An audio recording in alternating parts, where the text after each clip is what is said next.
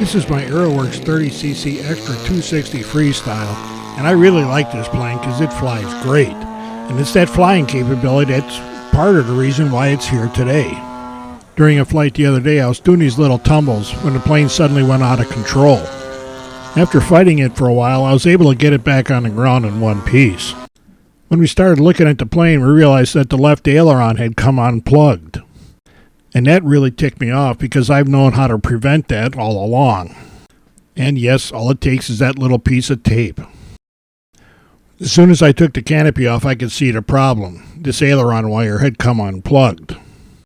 I also noticed that some of the other plugs weren't as tight as they could be. When I flew helicopters, I noticed that some of the plugs were starting to loosen up, and I found an easy fix for it.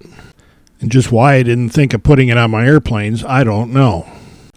All it needs is a little hunk of this Gorilla Tape. And that is the brand name of it, and you can find it at most home centers and hardware stores. This tape is thicker and more pliable than you expect, and a lot of that comes from the material that it's made of and the amount of adhesive it has.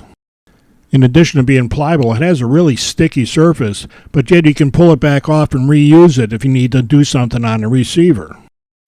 Now that I've nearly lost a couple of grand worth of airplane, you can bet this piece of tape's going to be on all of my airplanes. And what ticks me off even more is that roll of Gorilla Tape has been in my toolbox every time I've gone to the field with an airplane. So, because the AeroWorks 30cc Extra 260 Freestyle is such a great flying airplane, I was able to save it.